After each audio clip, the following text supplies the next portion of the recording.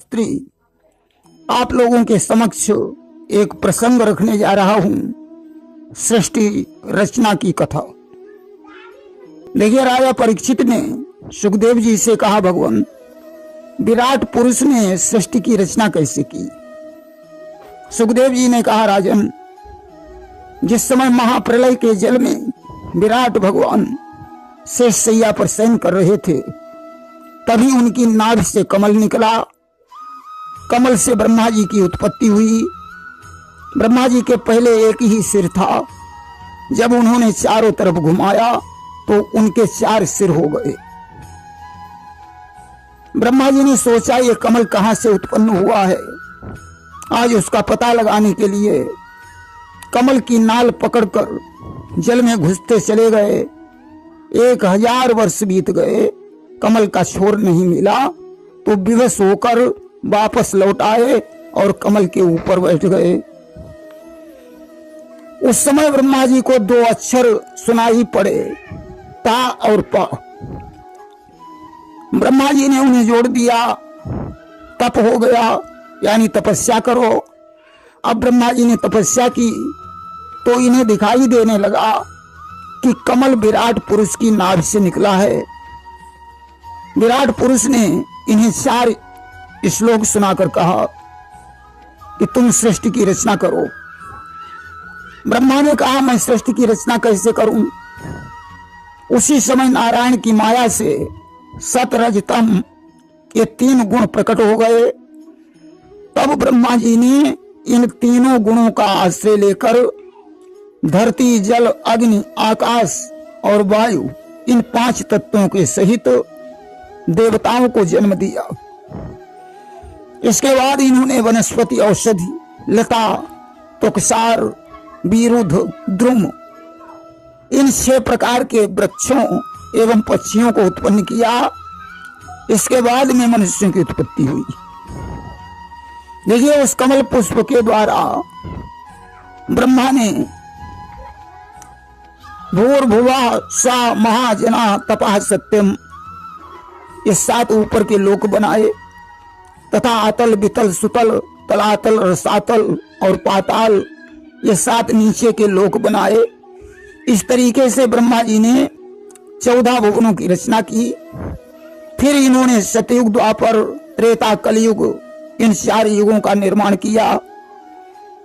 फिर उसी आधार पर वर्ष, मास, दिन, घड़ी और पल बनाए, जिनके समाप्त होने पर सभी जीवों की आयु समाप्त होती है। देखिए, ब्रह्मा जी के एक दिन में 14 मनवंतर होते हैं, जिसे कल्प कहा जाता है। और इतनी ही बड़ी ब्रह्मा जी की रात होती है। एक कल्प 14 मनवंतर, मनवंतर चौकड़ी 71। एक कल्प में 14 मनवंतर होते हैं और एक मनवंतर में 71 महायुग, यानी 71 चौकड़ी होती है। कहने का मतलब 71 बार सतयुग, त्रेता, द्वापर और कलयुग, ये 4 युग गुजर जाएंगे। अब एक महायुग यानी चौकड़ी में कितने वर्ष होते हैं, देखें। 17,28,000 वर्ष का सतयुग, 12,96,000 वर्ष का त्रेता, 8,64,000 वर्ष का द्वापर और 4,32,000 वर्ष का कलयुग। इन्हें जोड़ दिया तो हो गए 43,20,000 वर्ष। इतने वर्षों का एक महायुग हुआ। इसे 71 से गुणा कर दिया तो 30,67,20,000 वर्ष हुए। यानी इतने वर्षों का एक मनवंतर होता है। इसे 14 से गुणा कर दिया तो 4,29,40,80,000 वर्ष हुए। इतने वर्षों का एक कल्प होता है, यानी ब्रह्मा जी का एक दिन होता है। अब इतनी ही बड़ी रात होगी। रात और दिन को मिलाकर एक अहोरात्र होता है। ब्रह्मा जी के एक अहोरात्र में 2 कल्प होते हैं। एक कल्प के वर्षों को दूना कर दिया तो 4,29,40,40,00,000 80,002 इतने वर्षों का एक अहोरात्र हुआ। 360 अहोरात्र में 720 कल्प होते हैं, यानी ब्रह्मा जी का एक वर्ष होता है। 1000 महायुग का एक कल्प होता है।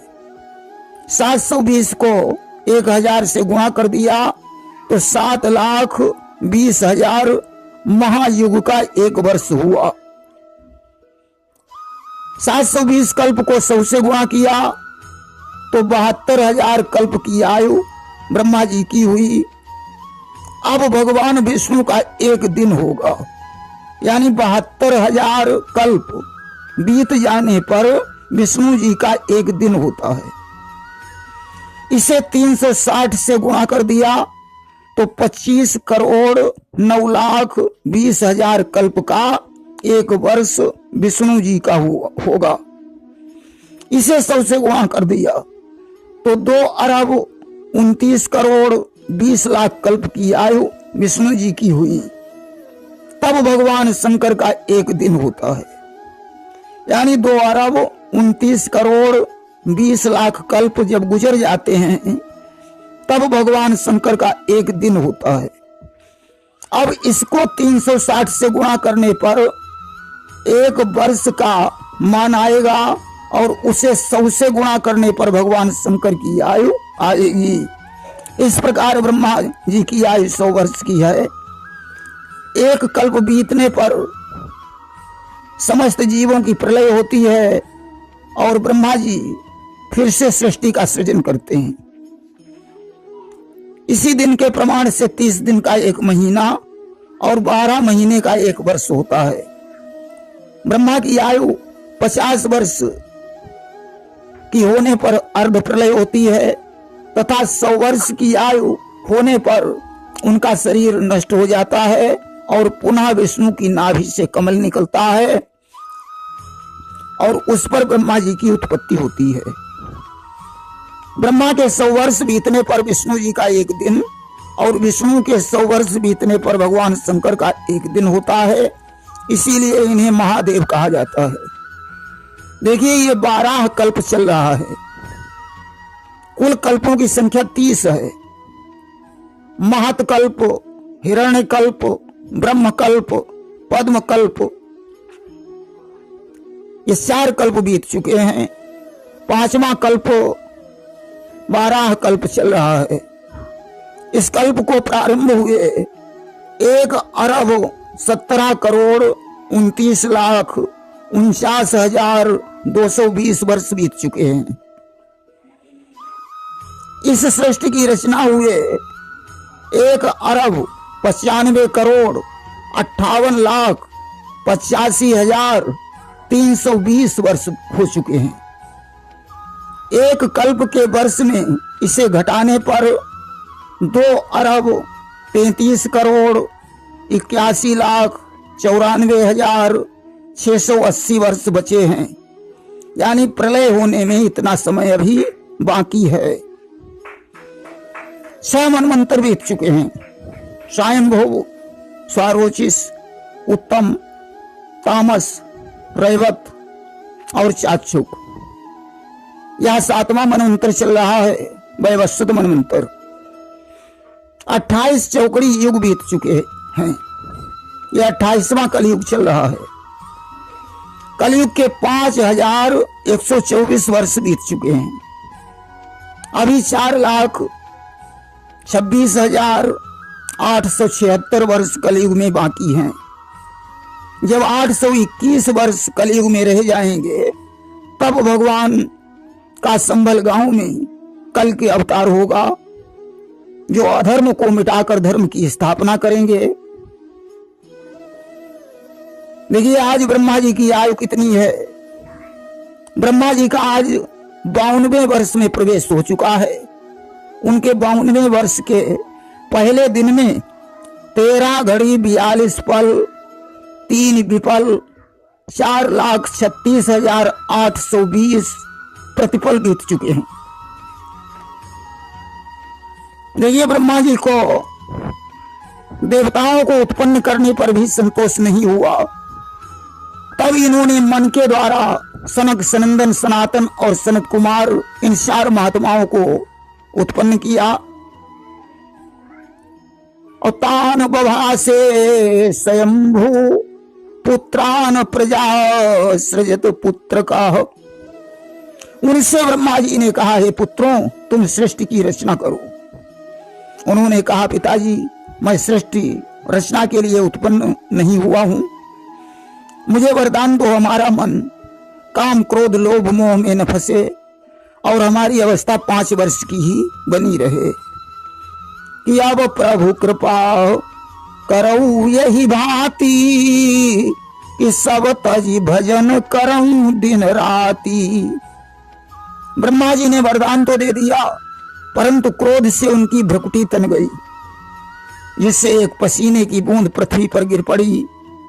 उससे एक रोता हुआ बालक उत्पन्न हो गया। बोलिए रुद्र भगवान की जय। उसने कहा, नामान कुर्मे धाता, हे विधाता, मेरा नामकरण करो। ब्रह्मा जी ने कहा, तुम रोते हुए पैदा हुए हो, इसलिए तुम्हारा नाम रुद्र होगा। रुद्र ने कहा, पिताजी आदेश। ब्रह्मा बोले, तुम सृष्टि की रचना करो। अब तो इन्होंने भूत, प्रेत, पिशाच आदि की रचना करना प्रारंभ कर दिया।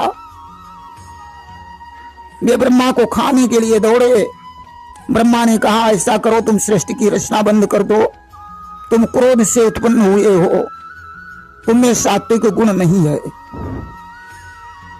कि इसलिए हमारी सम्मति है, तामसी सृष्टि मत सृजन करो। यदि सृष्टि योग बनना है तो कुछ दिन ही ईश्वर का भजन करो। तुम्हें अगर सृष्टि के योग्य बनना है तो कुछ दिन भगवान की तपस्या करो। रुद्र तपस्या करने चले गए। अब ब्रह्मा ने 10 महात्माओं को उत्पन्न किया कि उत्संगा नारदो यज्ञ दस्यो अंगुष्ठात् स्वयंभुवः प्राणाद् वसिष्ठः संजातो भृगुस्तु चिकरात् क्रतुः। गोद से नारद, अंगूठे से दक्ष को, प्राण से वशिष्ठ को, त्वचा से भृगु को, हाथ से क्रतु को उत्पन्न किया। और पुलहो नाभितो यज्ञ पुलस्त्या कर्णयोर ऋषि अंगिरा मुकुतो क्षणोत्रिर मरीचिर मनसो भवत। नाभि से कश्यप को, कानों से पुलस्त को, मुख से अंगिरा को, नेत्रों से अत्रि को, मन से मरीच को उत्पन्न किया। इस प्रकार ब्रह्मा जी ने इन 10 ऋषियों को जन्म दिया।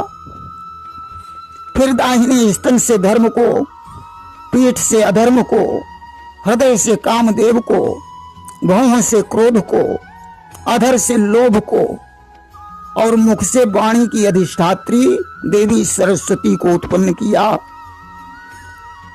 लिंग से समुद्र और गुदा से पाप का निवास स्थान निर्यत को जन्म दिया। छाया से करदम ऋषि का जन्म हुआ। फिर इन्होंने रुचि यानी इच्छा को जन्म दिया।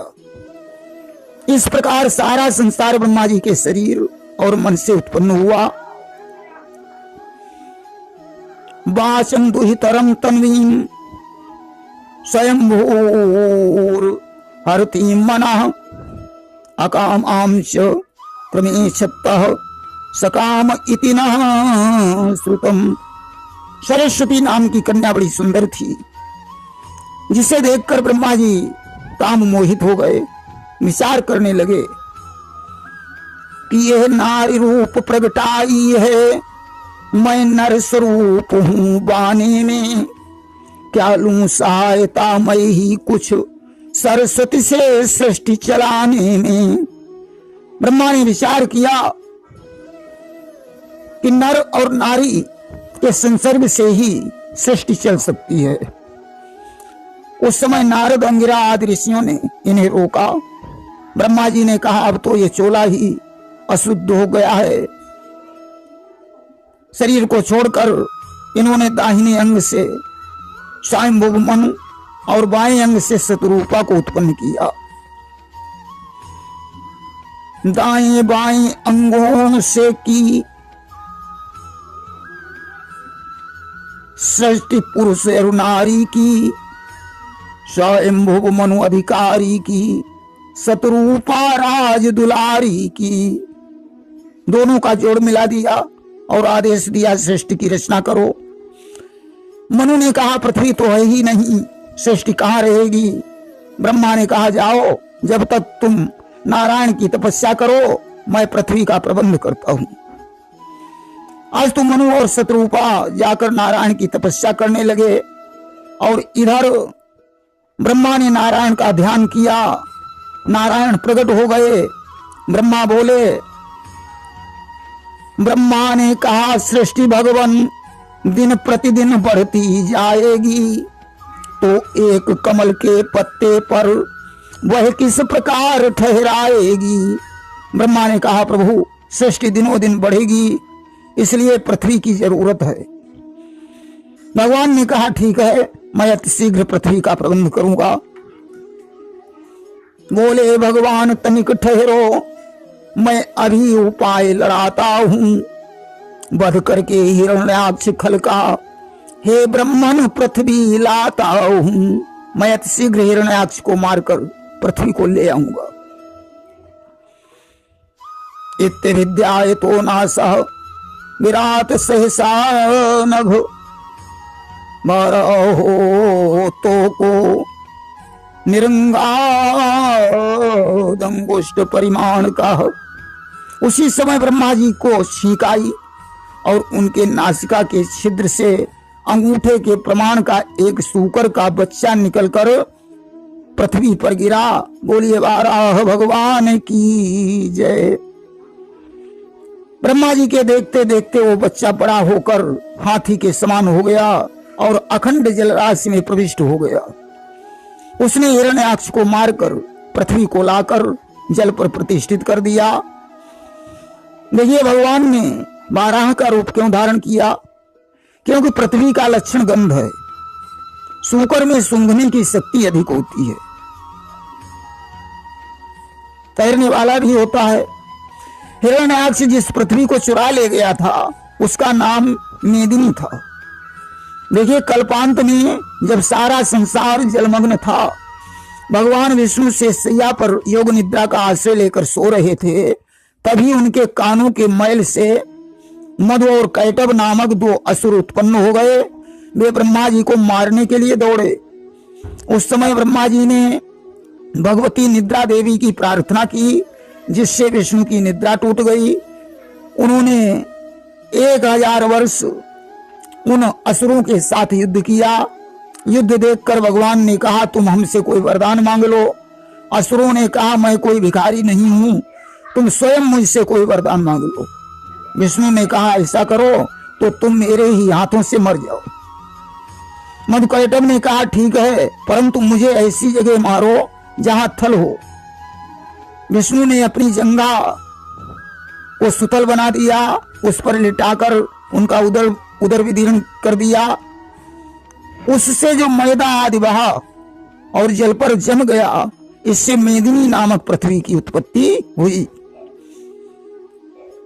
यहीं पर भगवान का नाम मधुसूदन और कैटभारी पड़ गया। वही पृथ्वी हिरण्याक्ष चुराकर रसातल को ले गया था। जब पृथ्वी पर राजा पृथ्वी ने अपना शासन किया है, तब से इसका नाम पृथ्वी पड़ गया। इससे पहले इसका नाम मेदिनी था। प्रेम से बोलिए वृंदावन बिहारी लाल की जय।